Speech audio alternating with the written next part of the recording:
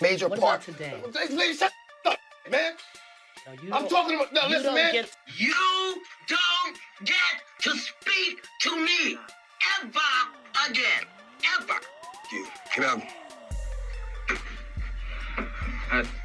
No. What do you mean, no? Stop running your mouth. What about I'm not even gonna have it. No. What do you mean, no? What is your thing? I'm tired of hearing that same sad story that you've been saying. We need to get to the bottom. What's the real problem? I'm telling you the real problem. No. Are you high right now, man? What? Lady, what are you talking about? The studio lights were blazing hot, cameras locked in. It was showtime. DMX sat tight, barely blinking, while the OBS team pulled a cold move. They brought in his son out of nowhere. No heads up, no warning. It was a setup, plain and simple. They wanted to break him on live TV. But DMX, he wasn't some puppet to play with. He was fire in human form, unpredictable, untamed, and on the edge of snapping at any second. You don't know how many B words he called me. Mm-hmm. You don't know how, until the point where we had security on the set. Wow. And security had to really restrain my son. Because my son is not accustomed to hearing men call me out my name. And that everything that's wrong with our culture is why I'm a success. Wow. So when I actually got a chance to talk to her, she was like, I never thought about it like that. Viewers tuned in expecting him to crumble, to bow his head in shame. But instead, they saw a man stand tall, filled with rage and pride. He wasn't here to be saved. He came to speak his truth. This wasn't just a personal ambush. This felt like a battle for the soul of hip-hop itself. You knew I was special. What are you talking about? I mean, like, because everybody that knows me, everybody that, don't know, like, damn, dog, you were doing good, son. I'm proud. You would talk, made me feel like beneath you. Even what you were saying was good. Just give me an example. I mean, it was years ago. Just one example. Just one, since I've done it so much. This is such a major what part. About today? Lady, shut up, man. No, you. I'm talking about. No, listen, man. Listen, man. I'm not doing. So what went wrong for Oprah? Let's get into it. That day, DMX walked onto Iyanla. Fix My Life didn't look like a trap at first. Everything was dressed to deceive. Soft lights, peaceful background music, and all that feel-good healing talk. Classic OWN vibes. I knew that he wasn't in his right mind. He was chemically altered. The number of times that he raised up and really became aggressive, stepping into my energy because he was hot. But the man sitting across from Iyanla Vanzant wasn't just anybody. That was Earl Simmons, a.k.a. DMX, the gritty voice of the streets, the icon who never faked a thing. Every ounce of control that it's not called him stupid. It's not called him stupid. You talk about. You don't even know what the for. You didn't? And of course, I raised my voice. But I still don't talk to him in a disrespectful way. Still, from the moment he sat down, the whole scene felt off. Like it was less about saving him and more about cornering him. That calm set, it wasn't safety. It was a setup. No, it was not. No, it was supposed to be about anything with let's do it, family. Nothing with the kids. What about with sobriety? You want now? A relationship.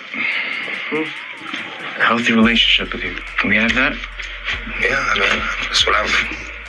Clean, completely. Iyanla came in polished and armed with spiritual buzzwords, talking like a therapist and moving like a judge.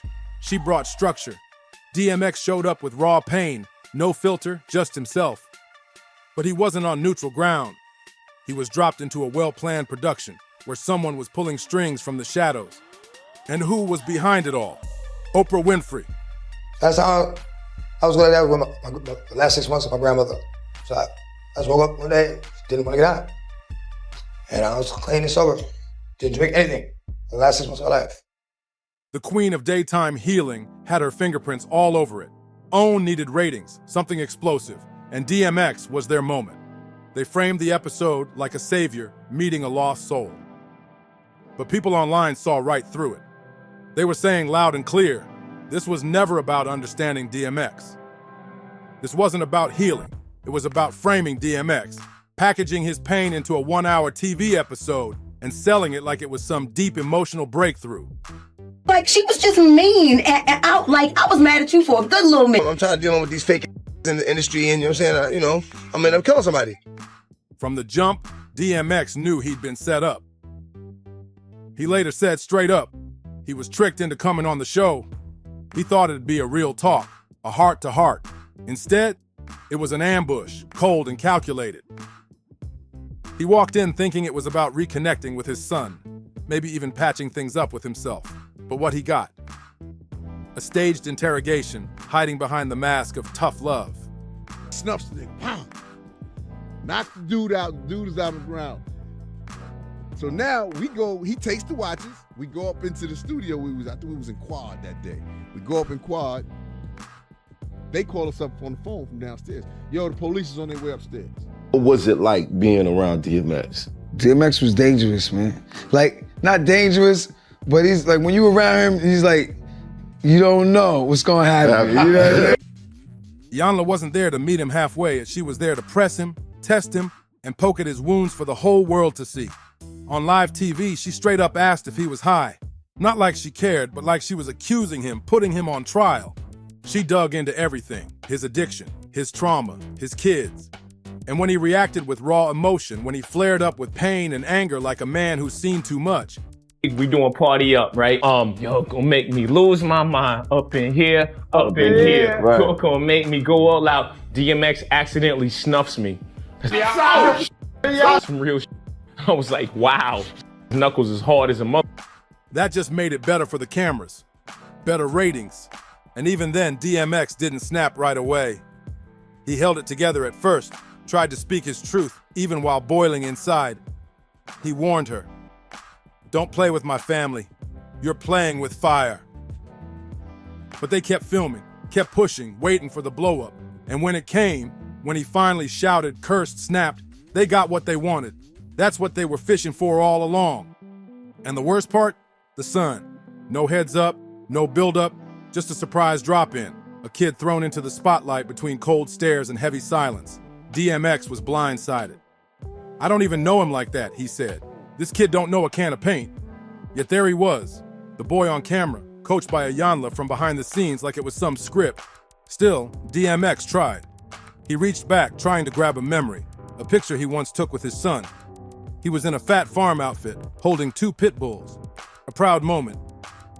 But it was too late. That memory? Already tainted by the stunt. DMX's voice barely stood a chance. Every time he tried to speak, Iyanla cut him off, cold and sharp, demanding control. This wasn't a heart-to-heart, it was a corner job. Later, DMX even said, "If she was a man, I would have punched her in the face." It wasn't about hate. It was about being violated. He felt completely betrayed. His trust shattered. His privacy stomped on. Everything real healing is supposed to protect was tossed aside. And once those cameras shut off, the damage was done. The story OWN pushed was loud and clear. DMX was angry. DMX was broken. DMX was too far gone to be saved. But that wasn't the whole truth. What didn't make the final cut? DMX had been sober for 6 months before stepping on that stage. No alcohol, no weed, just him, grinding quietly behind the scenes, trying to climb out the hole. No spotlight, no clout, just real work. Come Mace on the scooter, and X jumped out the car, started chasing Mace.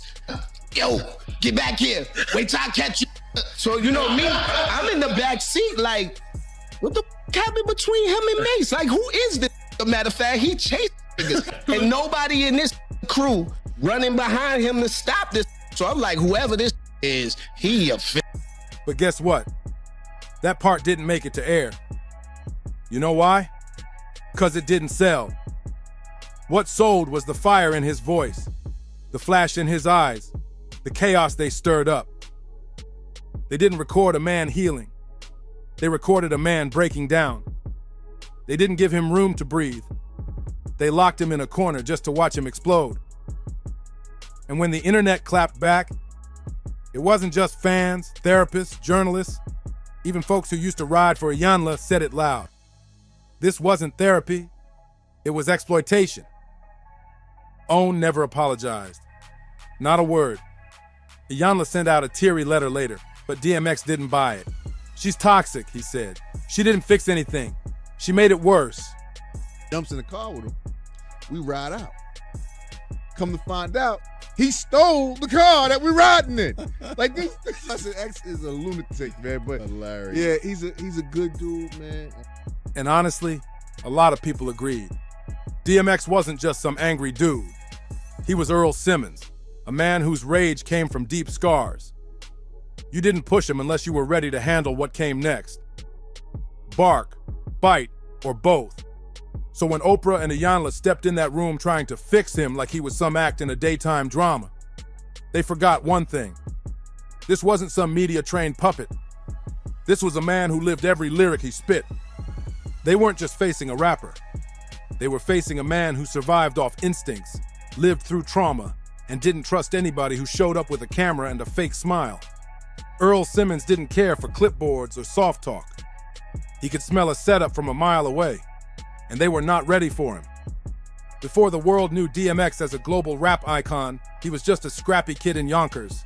Shoes torn up, stomach empty, doing what he had to just to survive. Stealing meals, throwing hands, running from the cold and running into trouble. There was no comfort, no support system, no mom hugs or structure. Just foster homes colder than the streets and a child slowly becoming a storm. By 15, he'd already bounced through more group homes than most folks ever hear about. Numbers changed, cases piled up. And by the time we met DMX, the man had already buried so many parts of himself, he couldn't count them anymore. That pain never really left. It sat under his skin, boiling. He was like a walking earthquake, steady one moment, shaking the next. That's why Fredro Starr once said being around DMX was like walking next to a live wire. You didn't know what was gonna happen. What about Drake? You like Drake? No. My man. He didn't even say a little bit. He didn't even say halfway. That's my guy right there. No. That's why X is necessary in the game right there. Okay. Now, why don't you like Drake? I don't like anything about Drake. Mom, I don't like his voice. I don't like what he talks about. I don't. See, I be trying to tell his face. He even said X could hit you by accident. And he wasn't exaggerating. DMX wasn't moody like some star throwing a tantrum. He was carrying years of raw, unhealed chaos. Jay Farrow, the impression king, once told the wildest story about performing Party Up with X. Mid-song, BAM, DMX smacked him across the face, just straight energy, no warning. Jay said those knuckles were hard as a mother. When asked what it felt like getting hit with a cinder block. That's the kind of power DMX carried, even when he was having fun. And then there was the beach night in Miami. Mace came rolling in on a scooter, probably thinking it was all good vibes. But the second DMX spotted him, he turned into a beast off the chain. DMX charged full speed, and Memphis Bleak, who saw it all go down, described it like watching a wild animal snap loose. That was the effect of DMX's presence. Raw, untamed fear. Nobody wanted smoke with X. Nobody even dared tap him on the shoulder. These wild stories, they weren't urban legends. They were just normal for him. DMX and his dog once robbed a reporter. Fat Joe even witnessed him snatch a man's chain at a gas station. Jaws dropped, but nobody was shocked. That was just how he moved. I wasn't good at double dutch either. It's not. I could never get the double dutch thing. Okay, all right. Okay. All right. Okay. Little boy from Brooklyn, made it from the sty. Girl out the south, made it to the shots. Okay, I'm freestyling this. Okay. Ask Ja Rule about that one joy ride with DMX. Seemed like just another wild night until cops pulled them over. Turns out the ride was stolen. Ja sat in the passenger seat, frozen, while DMX looked dead at the officer and grinned. This ain't even my car. Like it was a joke, like none of it mattered. And honestly, it didn't. Not to him. DMX didn't care about image. He didn't fear consequences. But sometimes it went even darker, more deliberate. Ja Rule once told a story about Chicago, where DMX allegedly called up the Latin Kings and came this close to setting up a hit. 10 cars deep rolled up at the airport on Ja. Full heat, full pressure. Later, DMX looked him in the face and growled, "You only alive because of me." That wasn't a diss, that was a warning. And Ja knew it. Everybody knew it. This was Earl Simmons, Not some polished TV rapper, not a reality contestant crying on cue. He was rage and trauma, wrapped in muscle and scars, with a gravel voice that felt like a storm coming. His beefs, never for clout. Ask Jay-Z, ask Drake. DMX didn't like Drake's voice, his walk, even his haircut. I be trying to tolerate his face. That's what he said. And it wasn't personal, it was instinct. DMX moved off energy, off vibe, off loyalty. If you crossed the line, even by accident, you made the list. So when Oprah and Iyanla tried to counsel him, tried to break through like he was some fixable project, they didn't realize they were walking straight into a landmine, barefoot. And the deeper truth, that tense, explosive moment on Iyanla. Fix My Life wasn't really about DMX at all. That was just the grand finale in a much bigger play. So when Oprah and Iyanla stepped in trying to help DMX, trying to coach him, counsel him, get him to break on cue, they weren't entering a safe space. They were walking straight into a minefield barefoot. But here's the thing. The real question isn't just what happened on that stage, it's why DMX was targeted in the first place. And the answer, it was never really just about him. That interview, that tense emotional explosion on Iyanla, Fix My Life. That was just the final act in a much bigger story. Cut you off. Right. She cut you, she edited out what you had to say. Pretty much. Okay. That's what it came down to. That was the only time I was on Oprah. I didn't have anything against Oprah. You just called up. I'm gonna tell you why. You named your dog Oprah, didn't you? Yeah, I did. Dad? Look. I remember that. No, look. Every time she made a mention to hip-hop culture, it was something that was wrong with it. If you go back far enough, Eagle would strip away the applause, the bright lights, the massive empire Oprah built, you'll find a long trail, a pattern, one that didn't start with DMX, but sure as hell snatched him up. Oprah Winfrey always knew how to control a narrative. She was a master of the edit, the angle, the emotion. She knew exactly who got to talk, and more importantly, who got to be heard. So when she started setting her sights on hip-hop, it wasn't by mistake, it wasn't clumsy, it was calculated, strategic. And to a lot of folks watching, it felt personal. DMX wasn't her first, not even close. Long before him, Oprah made her stance loud and clear. She had no love for the raw, unfiltered voices of hip-hop. She critiqued it on air, in interviews, on panels, not once or twice, consistently. She said it was toxic, claimed the music spread violence, that it disrespected women, that it was corrupting the youth. She painted rap as reckless, wild, criminal. Her version of the culture was all chaos and no context. She didn't talk about the real-life pain behind the lyrics, the trauma, the survival, the truth behind the bars, the stories of struggle that birthed the beat. To Oprah, all that, just noise. Loud, dangerous noise. And DMX? He was just the latest target in a mission that had been running for years. Only a chosen few got the pass. So yeah, Oprah welcomed Jay-Z with open arms, flashing smiles, trading playful jokes, even letting him drop a few freestyle bars right there on her couch. I was never good at double dutch, she laughed. It was light. It was safe. Jay was the type of rapper she could present to her audience without raising eyebrows. Suit on, brand strong, a billion-dollar mogul polished to perfection. Jay-Z fit the picture. But when it came to others, Ludacris, 50 Cent, DMX, that door didn't swing so easy. That's where the line got drawn. Take Ludacris. When he came on the Oprah Winfrey Show as part of the Crash movie cast, he was barely given space to talk. His lyrics were pulled apart, his voice drowned out. He later admitted the whole thing felt like an ambush. He didn't even get a fair shot to speak his truth. Just judged before he opened his mouth. 50 Cent felt that same energy. He once admired Oprah, respected her platform, but then he started noticing the pattern. How she seemed to go out of her way to scold and shame rappers who looked like him. Well, it wasn't even about protecting myself. I endured the disrespect. I'm an elder. Mm-hmm. I'm your elder. I'm old enough to be his mother. In fact, I'm older than his mother. Meanwhile, not a peep when it came to calling out powerful white men with dark pasts. The silence, it was loud. And then came DMX, A man already fighting battles most couldn't even understand. Addiction, loss, hurt that ran so deep, it echoed in every bark and bar. The streets gave him no room to breathe. And now OWN was offering him a stage under the label of healing. But from the jump, it felt off. This wasn't about helping him.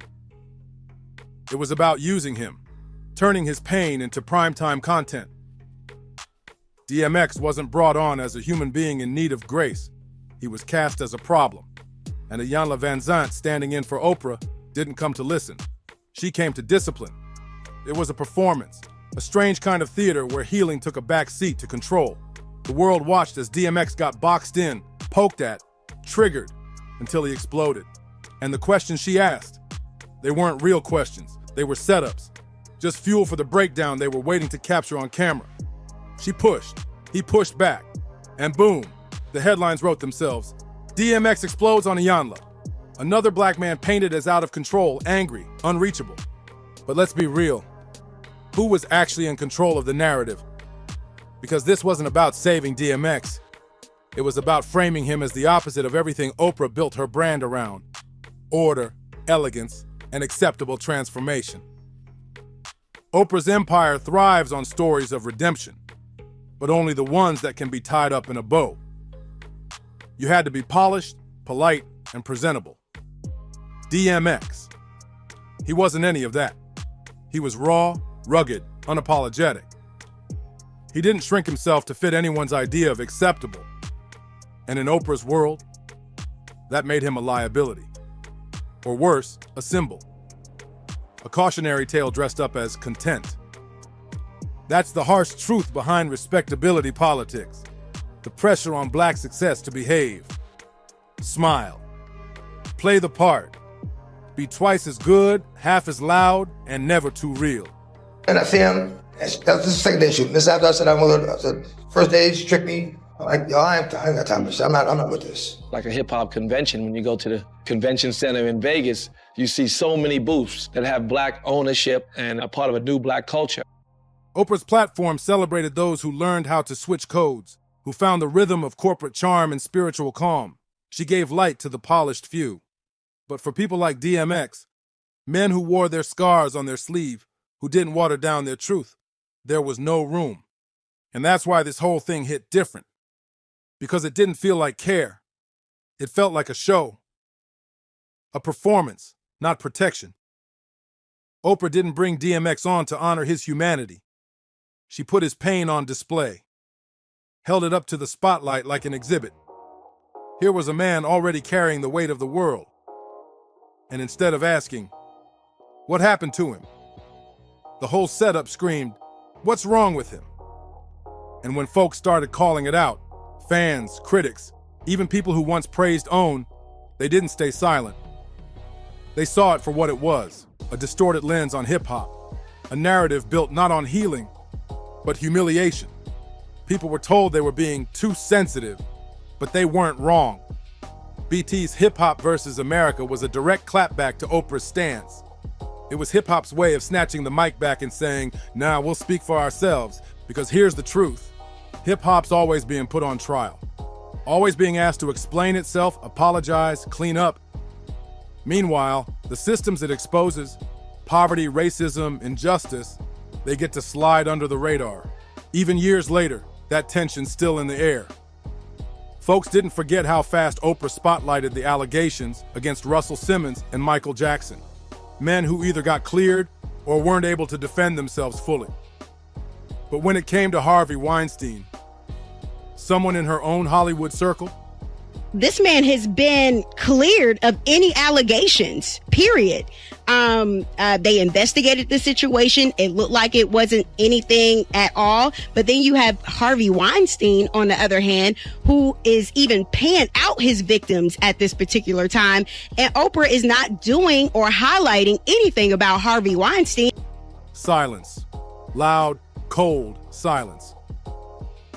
That contrast, you couldn't unsee it. It sparked a dangerous question. Who gets grace and who gets dragged? Who gets forgiven and who gets framed? And for a lot of people watching, it confirmed what they'd been feeling all along. This wasn't about healing, it was about control. It was about power, image, and deciding who's worthy of saving and who's only good for display. DMX knew that, and when he spoke out after the show, he didn't hold back. In an interview, he said Iyanla went way off script, brought up traumas he never agreed to unpack on camera. She wasn't supposed to talk about my drug addiction like that, he said. She set the whole thing up to make me look bad, for ratings. But even in the chaos, the yelling, the shaking hands, the breaking point, there was something brutally real about it. Something raw.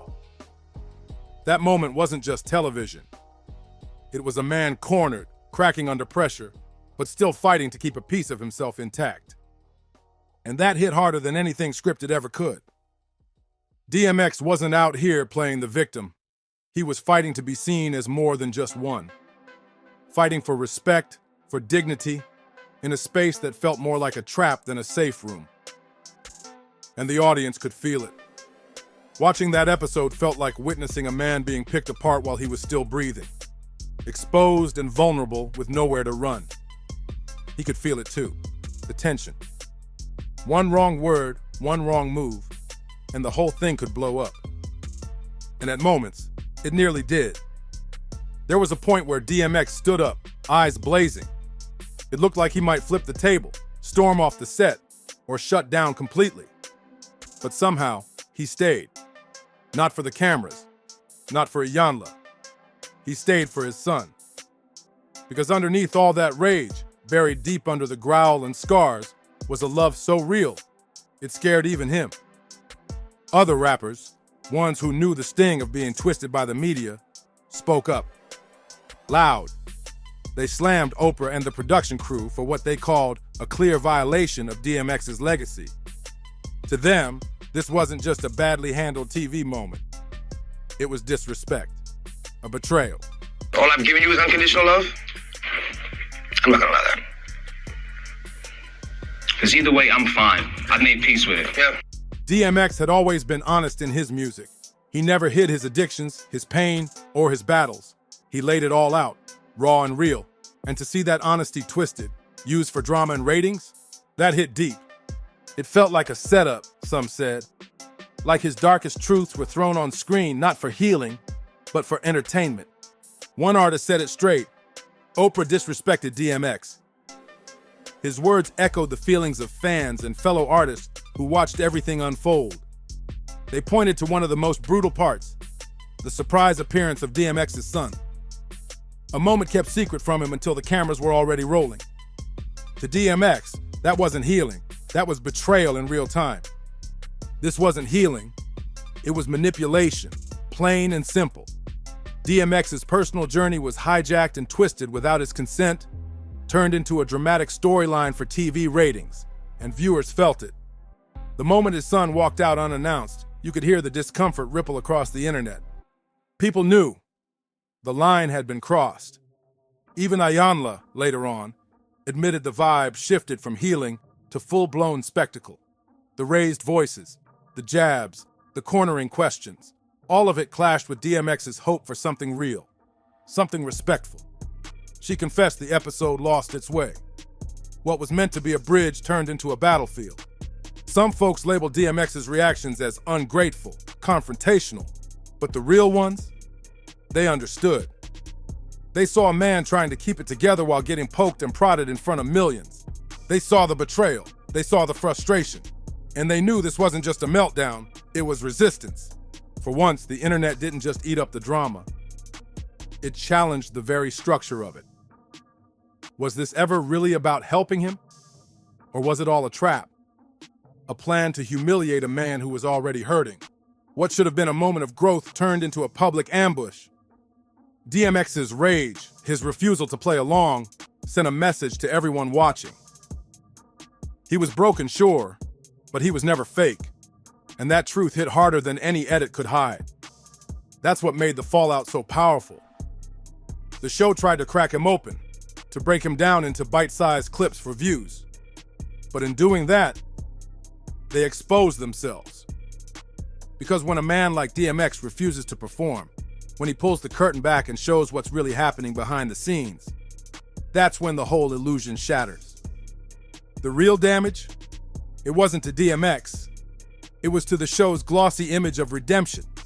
That episode wasn't therapy. It was character assassination disguised in feel-good language. But DMX, he flipped the script.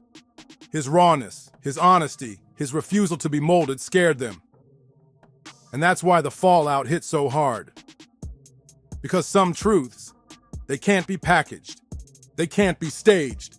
They will break through no matter how many lights you put on them. Thanks for watching. If this hit you, make sure to like, comment, subscribe, and share this video with someone who needs to hear the real story. I'll catch you in the next one.